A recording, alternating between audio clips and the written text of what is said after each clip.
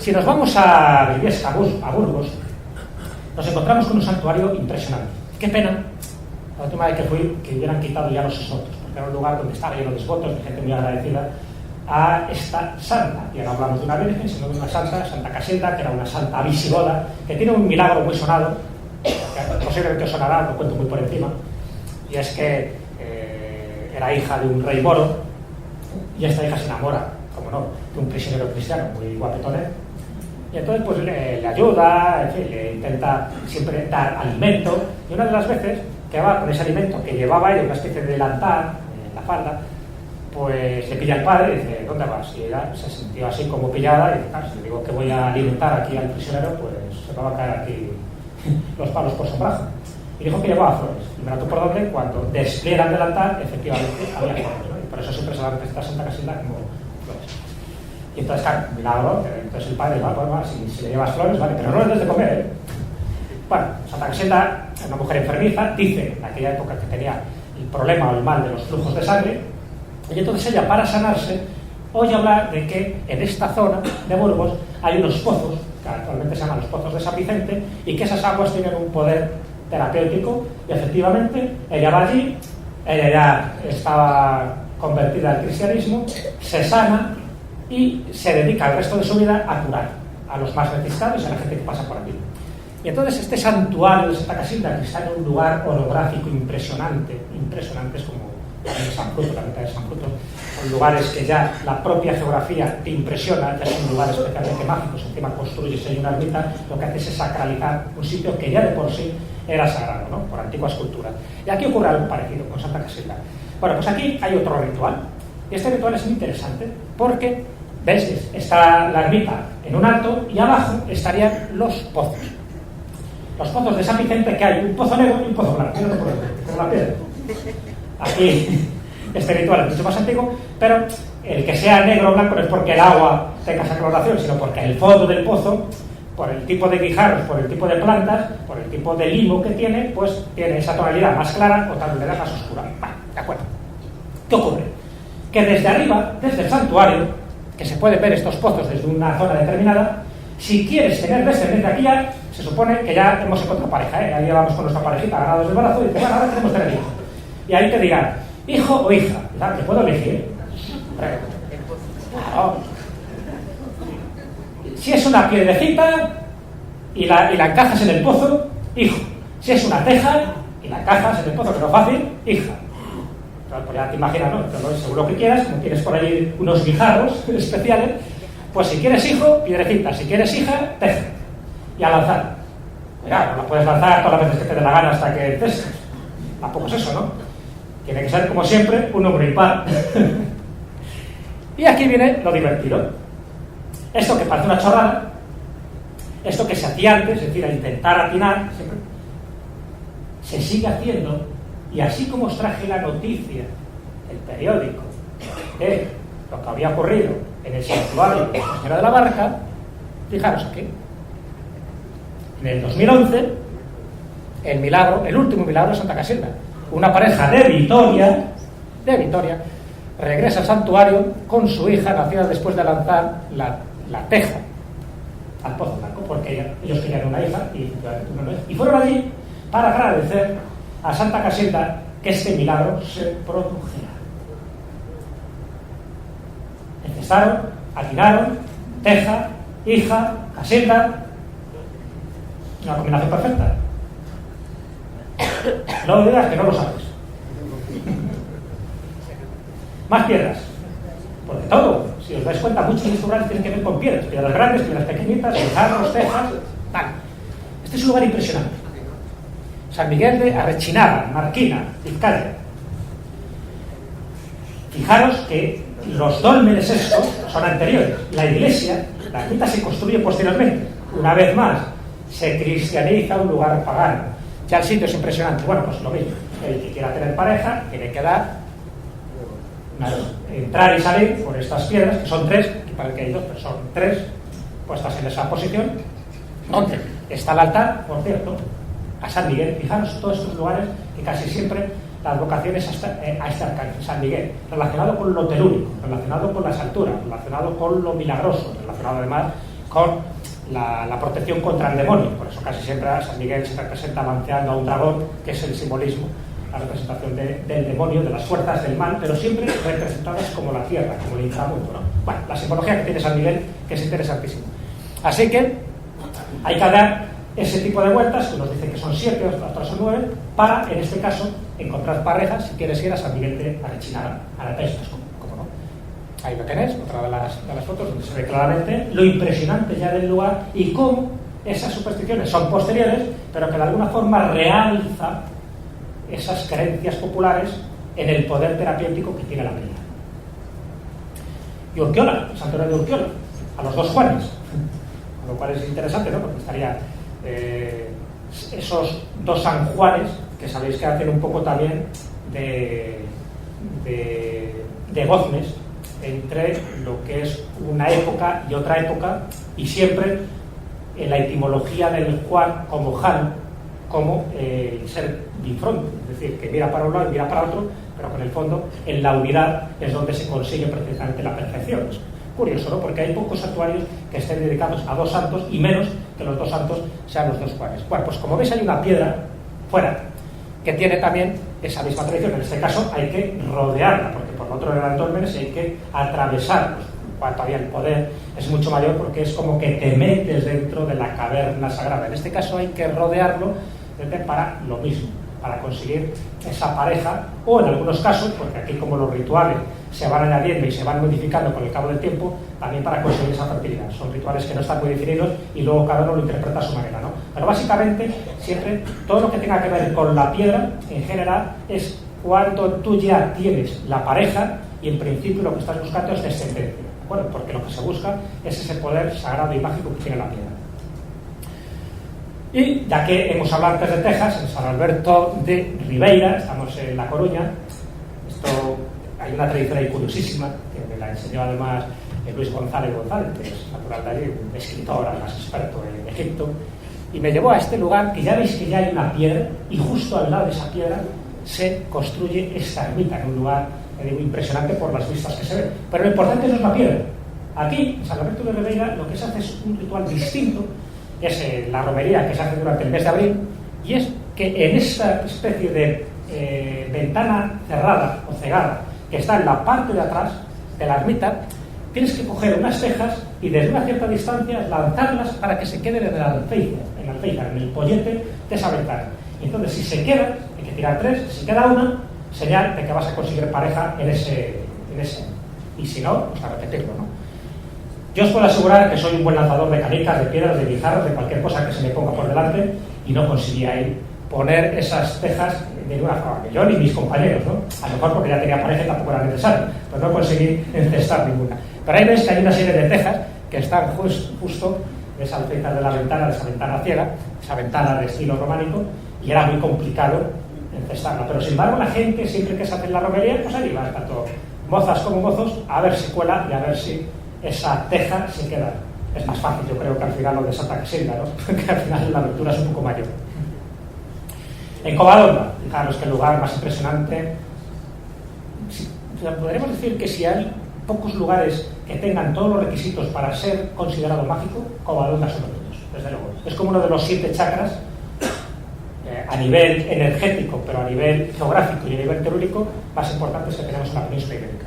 Así que Covadonga, que tiene de todo, ya no solo porque se inicia la Reconquista en el 722, no solo por ese supuesto milagro que le ocurre a Pilario con la Cruz de la Victoria, no solo con la aparición de la Virgen, en fin, con la Santica, con muchísimas cosas, ¿no? Es un lugar, le digo, que tiene todos los componentes para ser considerado sagrado. Montaña, cueva, río Deva, fijaros, Deva, que Deva significa resplandeciente dentro de la mitología oriental. Todo nos está indicando de que estamos en un lugar impresionante, donde perfectamente se puede producir la hierofanía, es decir, la manifestación de lo sagrado, sin ninguna duda. Y cómo no, en este lugar también hay una fuente de 7 caños, donde hay que beber. Claro. Entonces está justo debajo, en la parte baja, veis que la parte alta es donde está el santuario, allí por cierto también está la tumba de Pelán y tal. Bueno, en la parte baja hay que recorrer un sendero, un caminito. Hay mucha gente que no lo ve, porque solo se queda en la parte de arriba y pasan de la parte esta.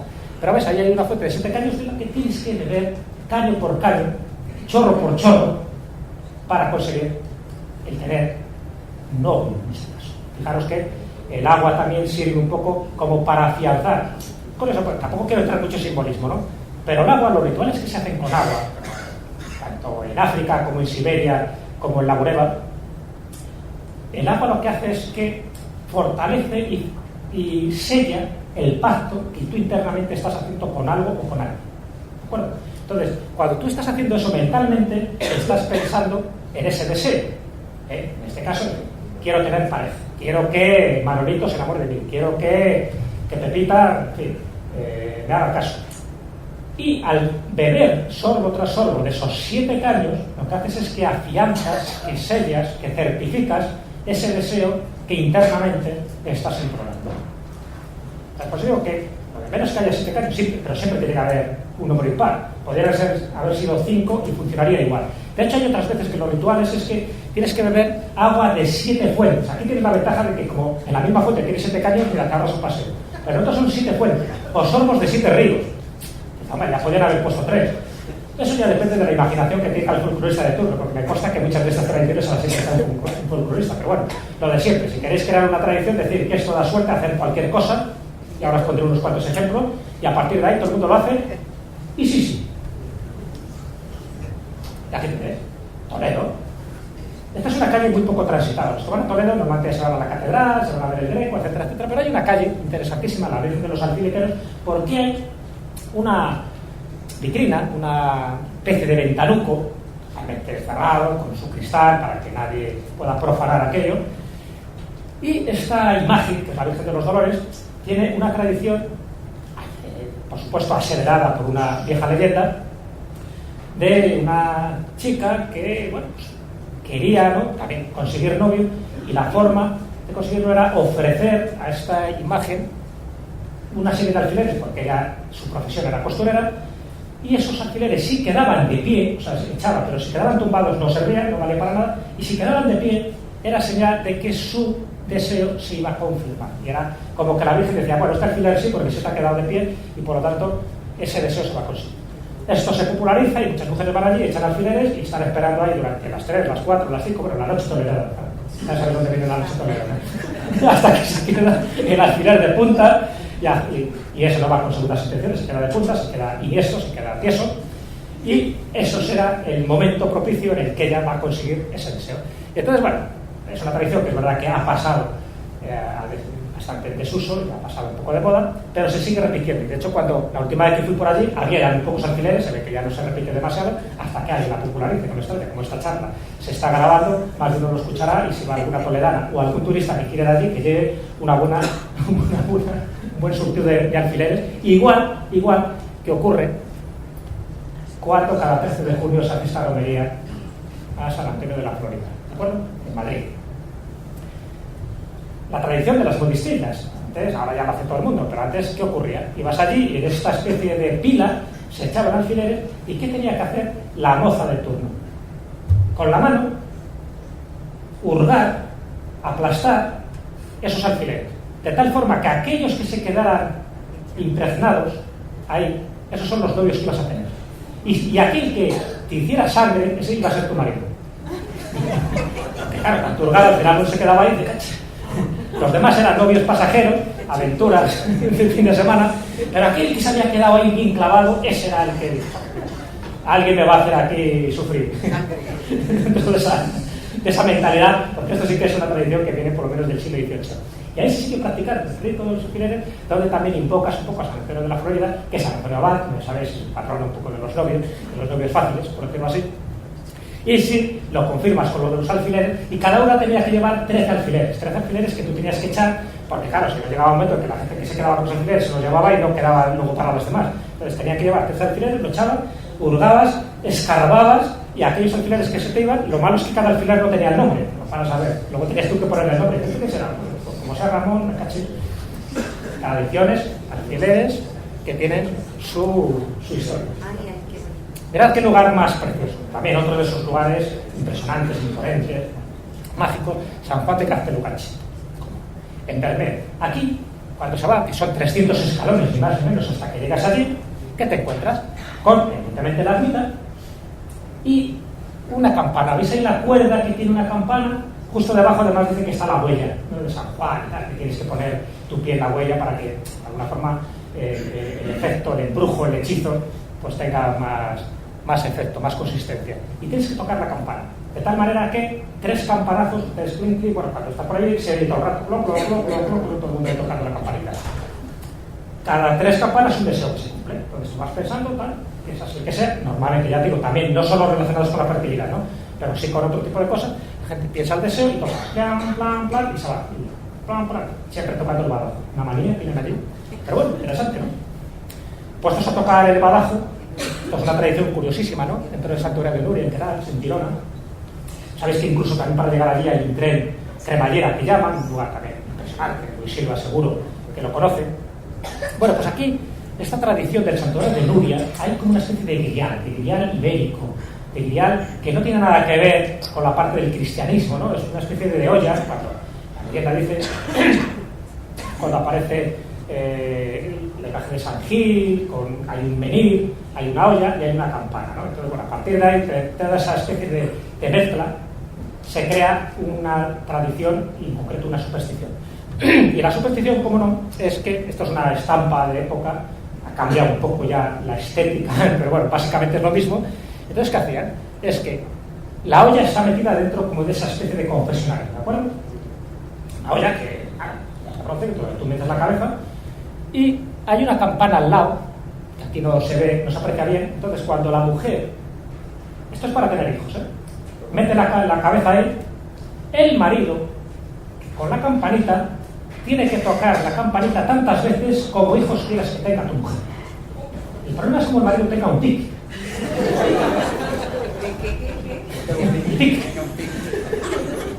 O sea, muy nervioso.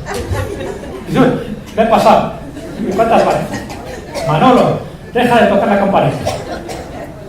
Entonces, es curioso porque en el fondo es verdad, o sea, es un ritual cristiano, pero que hunde sus raíces en el tiempo, ¿no? Que es esa olla mágica, ese lugar de la abundancia, ese cuerno de la abundancia donde se propicia un poco todo aquello que tú quieras. Entonces tú metes la cabeza, se toca la campana y de alguna forma ese ritual, por supuesto, rezando a la Virgen de Nuria, porque la parte religiosa no hay que olvidarla, y en teoría tendrás ese hijo, claro, ya se procura de que no tocar demasiado la campanita. A veces tocas 2 o 3 veces para reforzar, por si acaso, pero te intentas que no vaya más.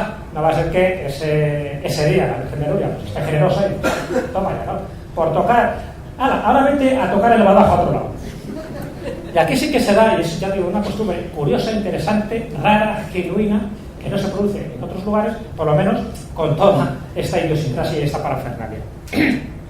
Y puestos a tocar campanitas, porque ya he visto que ahora estoy tocando, y nunca mejor dicho, los aspectos que tienen que ver con campanas, con el sonido agudo. Acordaros de lo que os decía al principio, también toda esa parte profiláctica que tienen esta clase de amuletos o de sonidos protectores. Aquí nos vamos a Granada y a un día también específico donde te permiten ir a la Torre de la Vela para tocar la campanita. ¿Qué día sería ese que te permiten hacerlo? Cosa que el resto del año no. El día de la toma de Granada. ¿Cuándo se conquista Granada? A ver, pregunta de cultura general, histórica. El año es 1492 y el día el 2 de enero. Así que cuando los reyes católicos entran allí triunfales y vuelve el chico, ya sabéis todo lo que le pasa al pueblo. Bueno, pues ese día, para conmemorar la victoria, para conmemorar que a partir de ahí se cierra un ciclo, acordaros, en Covadonga empieza la Reconquista, 722, en Granada termina la Reconquista, 1492. Curioso, cerramos el ciclo y además con costumbres muy parecidas, con costumbres de fertilidad, curioso. Entonces dicen que las mujeres casaderas que quieran tener novio antes de que termine el año, claro, como empiezan muy reciente, empiezan 2 de enero, tocan la campana de la vela y antes de que termine ese año dicen que tendrán su novio. Si encima lo recuerdan, que no hay en la mano unos alfiletes, pues ahora saben lo que es. Con lo cual son rituales en fecha fija, no vale hacerlo cualquier día, tiene que ser en fecha fija. Eso también tiene su pequeño intríngulis. En Granada, ya que seguimos en Granada, en Moclín, hay lo del Cristo del Paño, que también tiene unas propiedades increíbles. Bueno, de hecho lo llaman el Cristo del Paño porque la especialidad que tiene este Cristo, que además tiene también que ver con los reyes católicos, es que quita las cataratas que antiguamente se llamaba la enfermedad del pánico. Entonces, el tocar este lienzo con la mano, con un pañuelo, con un Kleenex, con un trapo, con lo que sea, y luego lo aplicas en la parte dañada, en este caso la vista, o luego en cualquier otra parte del cuerpo, dice que tiene unos efectos terapéuticos tremendos. De hecho, García Lorca, en su obra Yerma, menciona ya la romería del Cristo de Moclín. Por cierto, el 5 de octubre, acordaros, porque también el 5 de octubre se celebra otra cosa muy interesante. Así que bueno, y sirve, como no, dicen que para la fertilidad. De hecho, García Lorca lo menciona así, ¿no? Que muchas mujeres también, para ser fecundas, tocaban ese cuadro con un pañuelo y luego ese pañuelo se lo colocaban en la barriga y dice que luego en la naturaleza iba obrando. Seguimos con campanitas, Covarrubias. Bueno, pues también, interesante, ¿recordáis? Hay toda una leyenda romántica que algún día os contaré con más detalle porque me apasiona, que es la leyenda de la princesa Cristina de Noruega, que la pobrecilla viene aquí en el siglo XIII para casarse con uno de los hermanos de Alfonso X el Sabio, y al final no se le ocurre más que llevarla a la pobre, que era de altas tierras, ¿no? Noruega, y una vikinga de mucho cuidado, la lleva a Sevilla. Claro, la dio un sofoco, la dio un calor y a los 3 años palmó. Bueno, pues resulta que luego muere allí, la entierran en Covarrubias, y la campana, ¿veis allí hay una campana al fondo del sarcófago? Hay la tradición que tienes que tocar esa campana, como la llaman un poco la princesa del amor, la princesa, en fin, que vino precisamente para casarse. Además pudo elegir, le dieron a elegir unos cuantos hermanos de Alfonso X y eligió el más guapo, claro, bueno.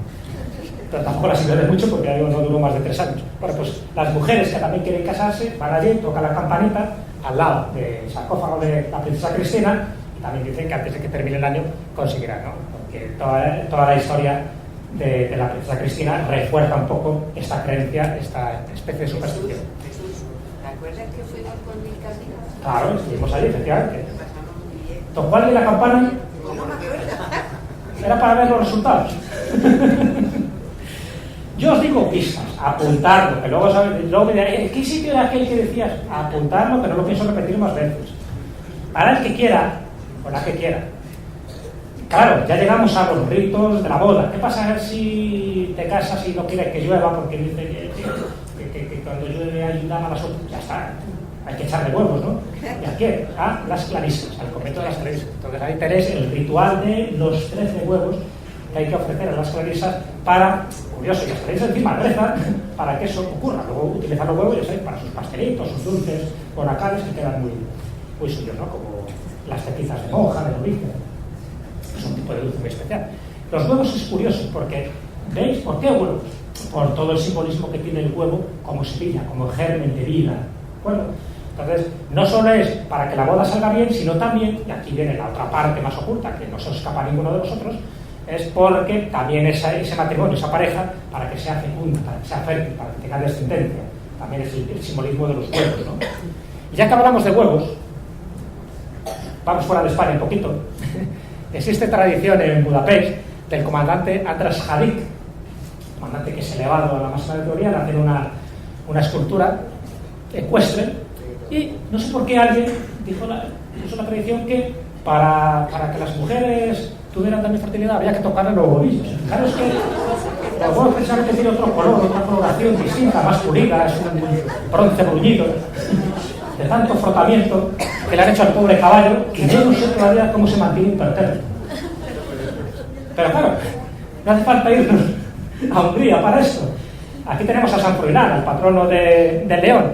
Bueno, pues en la basílica, en la iglesia, basílica, no mismo, todo santuario, de Nuestra Señora del Camino, que está un poco a las afueras de León, hay unas puertas, es una basílica relativamente moderna, y a alguien se le ocurrió decir, está esculpido en un bajo relieve, San Froilán, aquí le tenéis, con su báculo, y él le dijo que para que te diera suerte en el camino, porque es un lugar obligado del Camino de Santiago, esa ruta jacobea, le tenías que tocar las narices. Que era lo más visible, lo que tiene de más protuberancia, lo que tiene más alargado, había que tocarle las narices. Y fijaros también el pobre hombre como tiene las narices ahí, como los cataplines del pobre caballo. Y ya no digamos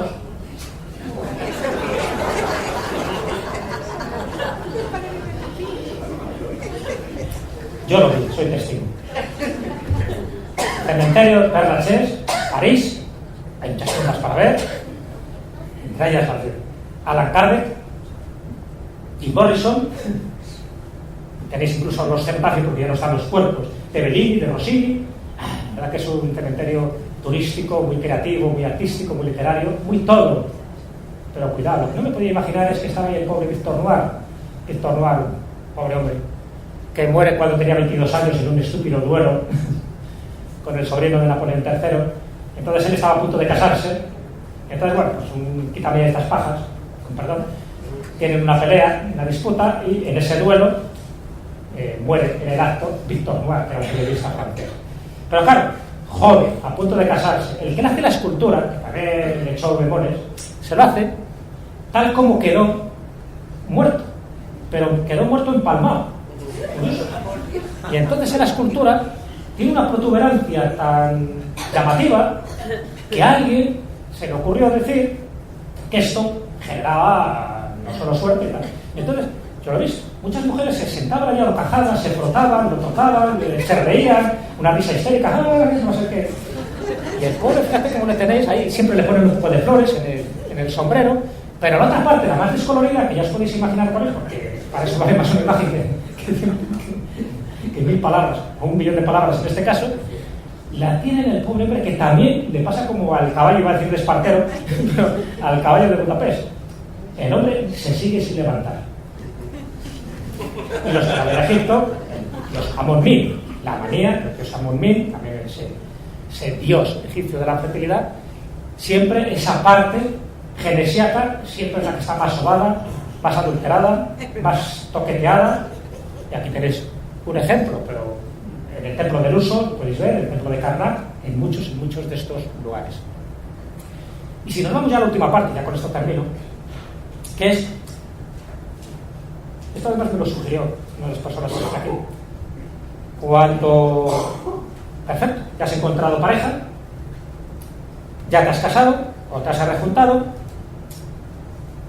y ya te has quedado embarazada, pero quieres que el parto vaya bien, no quieres que haya ningún tipo de problema de última hora. Hay cosas para hacer. Valenciano, algún valenciano, che. Catedral de Valencia. La mujer que ya tiene que tener un estado de gravidez considerable tiene que dar 9 vueltas a la Catedral de Valencia, por cierto, donde está el Grial. Antes decían que era el auténtico Grial de la última cena. Desde que se ha descubierto el de León y San Isidro de León, ya no sé, en los Griales. Pero bueno, comparte de secuo la veracidad de un Grial y de otro. Bueno, pues, aparte de la capilla del Grial, de Santo Grial, que hay en Valencia, hay que dar todo, unas cuantas vueltas. ¿Cuántas vueltas tiene que dar esta mujer que está embarazada para que el parto llegue a buen fin? 9. Evidentemente. Pero los familiares tienen que cerrar una vela, que luego apagarán cuando el parto se haya realizado. Tienen que llevar una estampita. ¿De quién? De Nuestra Señora del Buen Parto, que está en la Catedral de Valencia. Entonces, todo eso, las 9 vueltas. Cuidado, hay alguna que ha llegado a la sexta que han tenido que llevar al paritorio. No tienen que dejarlo para el final. Hay que tener un poco de margen. 9 vueltas, estampita, vela, jaculatoria, rezos y sobre todo ese pensamiento positivo de que no va a ocurrir nada mal. Y efectivamente, las mujeres que han hecho esto, por lo menos de lo que yo tengo constancia, todo el mundo dice que al final su parto ha sido positivo, ha sido en poco tiempo y por supuesto el hijo o la hija ha nacido con todos los parabienes y sin ningún tipo de problema físico. Lo que está en Tortosa, Cataluña, ocurre lo mismo. Su patrona es la Virgen de la Cinta, que además tiene que ver con un milagro curiosísimo del siglo XII, donde un sacerdote le entrega a la propia Virgen un cinturón, una cinta.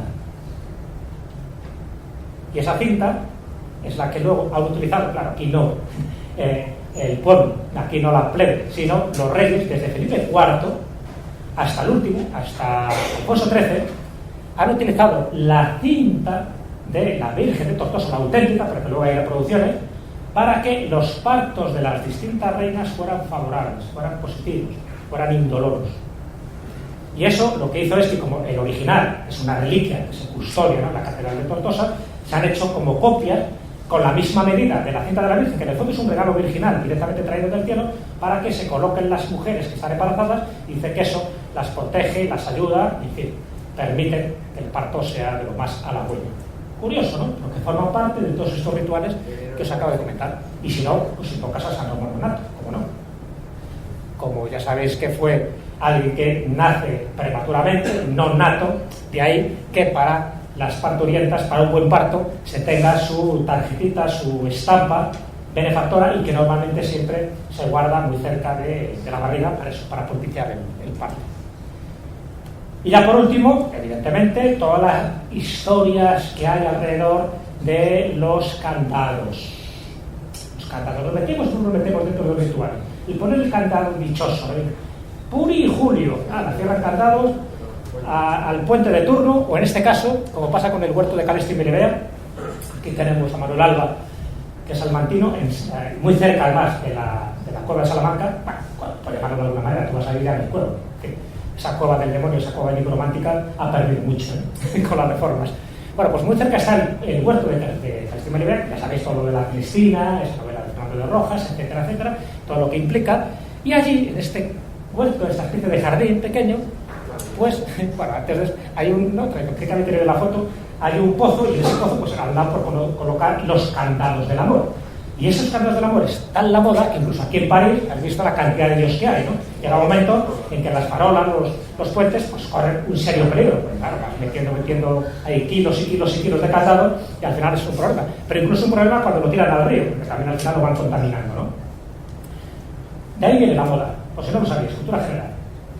De Federico Mocchia.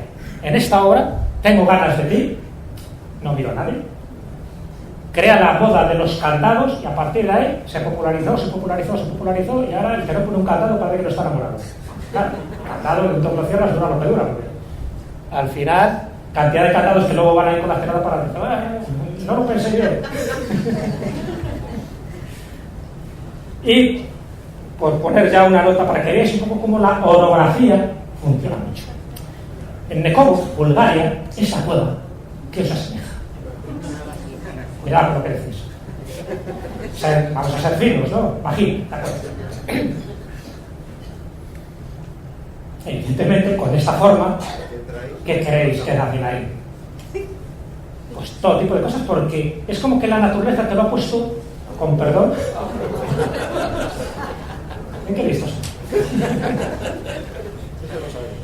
Y si vemos la cueva desde dentro, fijaros qué forma tiene. No me digáis que aquí tiene que salir perfecto. El ritual o lo que hagas. El pasar por la piedra, por el agua, el tocar lo que quieras tocar.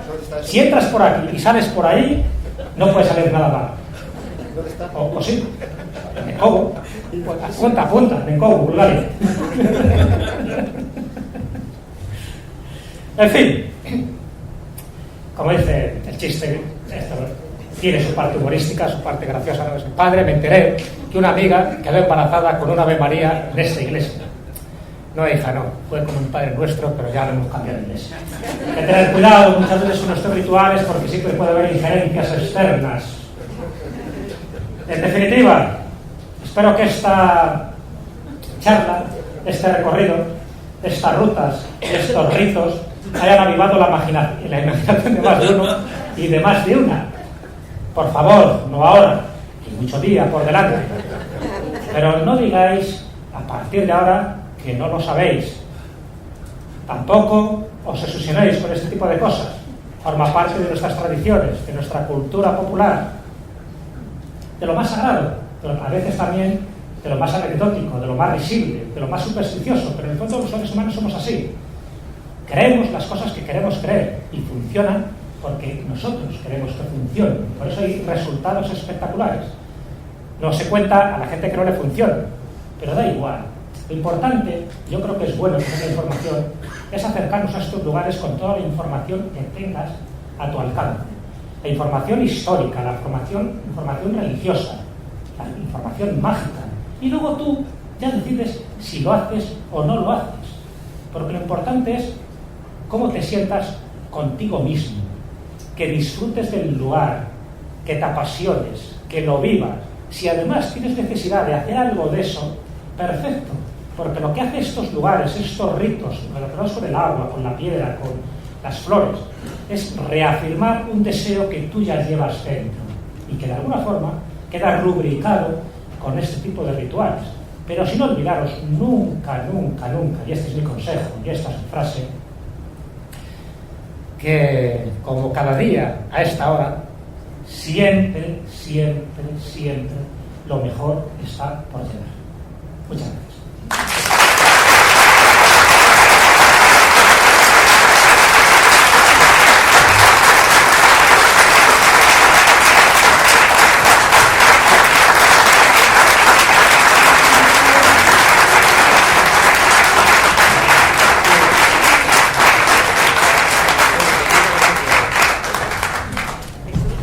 Sí.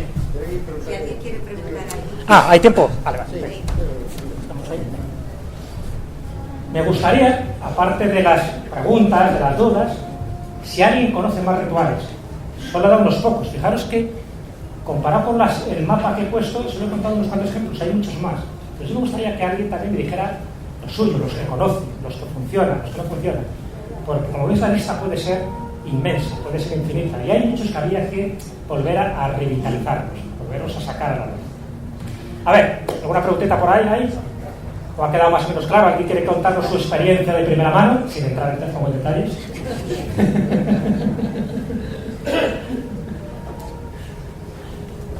¿Habéis hecho foto del mapa?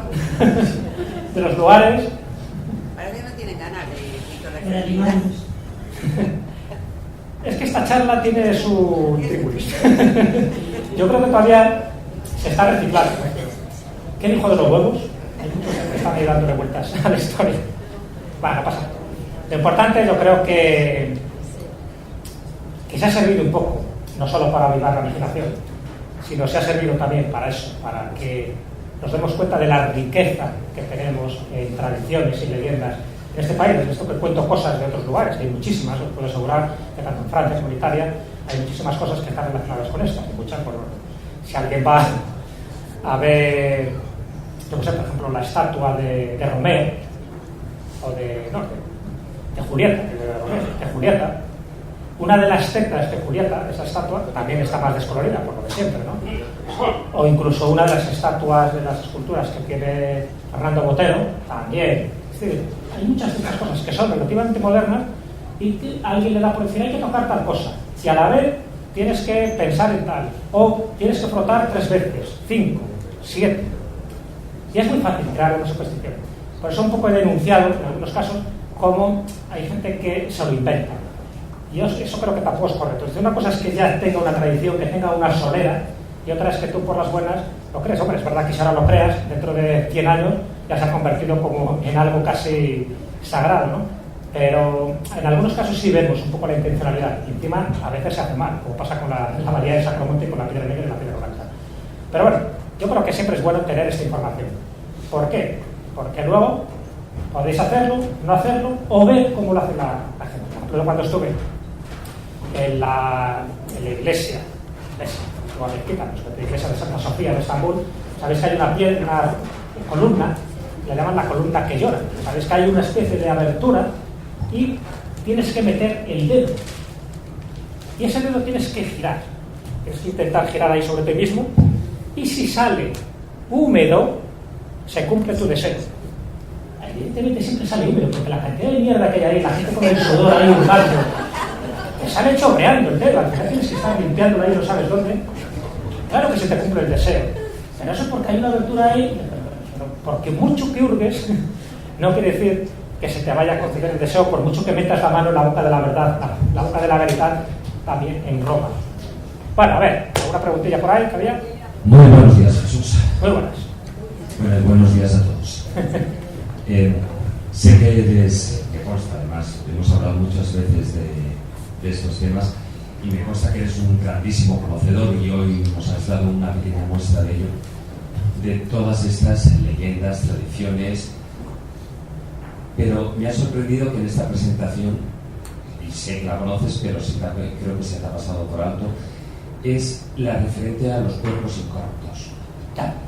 Por ejemplo, es imposible abarcar todos los temas, ¿no? Pero sí que hay una curiosidad, por ejemplo, San Fausto Labrador, me imagino que lo conoces, la tradición está en Ojanda, en Álava, es un cuerpo incorrupto del 600, me parece que se le da por fallecido el 614. Cuerpo visigodo, efectivamente, la época. Y es curioso porque además es un santo de Lérida, de Alguaire, el que, bueno, o sea, él hace todo el recorrido, su historia es muy parecida a San Isidro, la del emperador, pero sí que tiene una tradición y una historia muy curiosa, y es que dentro de esos ritos de la fecundidad de la tierra, como labrador que era, también existe la fecundidad para los matrimonios. Incluso en el caso de San Fausto, existe el que incluso en la propia realeza, lo que no recuerdo, eso tú que tienes muchísima más memoria que yo, al respecto, no sé si es en el siglo XVI-XVII, unos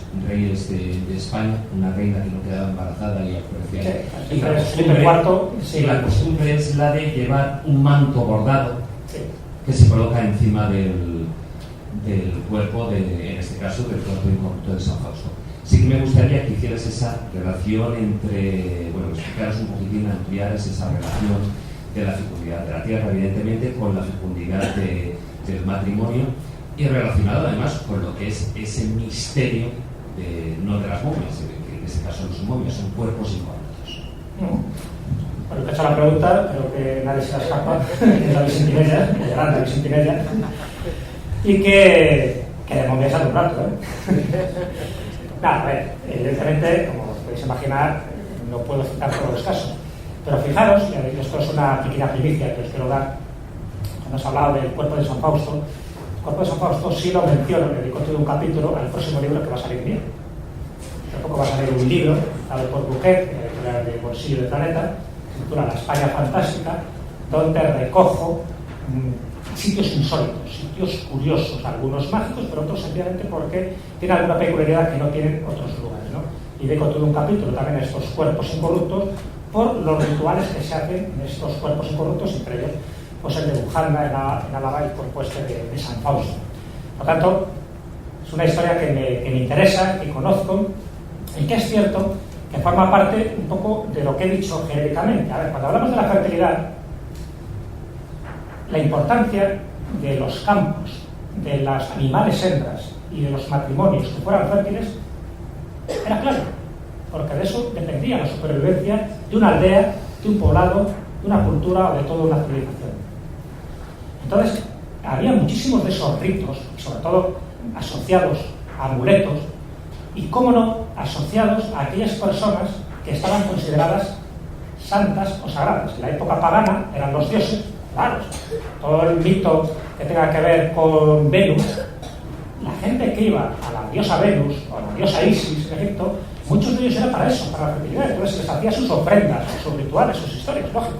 ¿Por qué? Porque siempre ha habido un dios, en este caso diosa, también incluso hablando de dioses, de príapo, del triatismo, es decir, de alguien que está bien dotado genesíacamente. ¿Para qué? Para dar virilidad, porque aquí estamos hablando mucho de la fertilidad de las mujeres, pero también había muchas de estas circunstancias para que el hombre fuera fértil. Entonces, ¿a quién iba? No ibas a la diosa Venus, no ibas a Afrodita, no ibas a Isis, ibas a Príapo o a alguno de esos dioses que te diera unas buenas gónadas. Claro que forma parte de eso, pero lo principal, lo más antiguo, lo básico, es la tierra.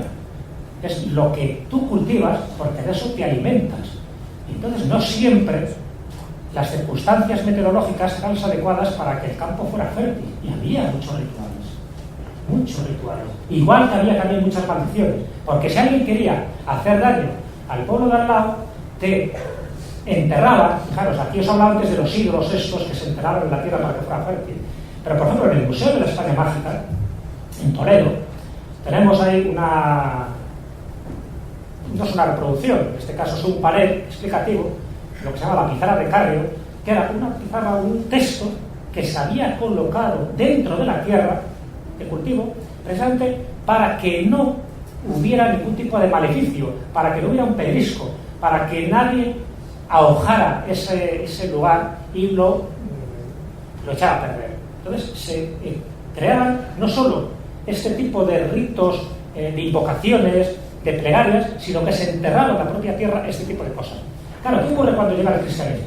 Evidentemente estos cuerpos, cuando ya no vas a invocar a Afrodita, ni a Isis, ni a ningún dios, son los cuerpos santos. Y los cuerpos santos, los que tú podías tocar, los que tú podías ver, porque cuando un santo, un beato de estos moría, te quedaba su sarcófago, te quedaba su historia y el recuerdo de sus milagros.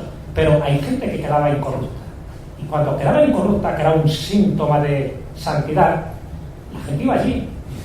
Qué bien que Dios ha propiciado que este hombre o esta mujer permanezca incorrupta. ¿Para qué? Para que siga sanando todavía desde el más allá. Por eso se tocaban determinadas prendas con el cuerpo incorrupto. Se ha hecho y se sigue haciendo con San Fausto, igual que se sigue haciendo, por ejemplo, aquí en Madrid con la Beata Mariana de Jesús, ya está a punto ya de ser santificada. Yo estaba allí, entonces hay estampitas que colocan en su cuerpo, luego te los dan, o incluso cualquier cosa que esté en contacto con ese cuerpo santo, adquiere sacralidad. Por lo tanto, te sirve ya para lo que tú quieras, para curarte una enfermedad de oídos o para proveerte de cierta fertilidad, que es lo que ocurre con San Fausto y con tantas momias. Pero el sistema profiláctico, el apotropaico, esto que digo de protección, es el mismo para todos. Me da igual que sea una momia cristiana, que sea un ídolo pagano o que sea una piedra del neolítico. En el fondo es el contacto con aquello que tú crees que es dador de vida, dador de poder, de fertilidad y de magia positiva. Automáticamente tú te va a transmitir también ese poder, ese influjo, esa energía. Y ese es el principio básico de los cuerpos santos, como así los llaman en el País Vasco, por cierto, porque hay varios, no solo están con fantasía. Hay por lo menos 6, hay todo un recorrido, hay toda una ruta curiosísima, por si queréis ver esos 6 cuerpos santos que están cada uno en distintos lugares, no solo en ermitas, sino también hay algunos en un museo.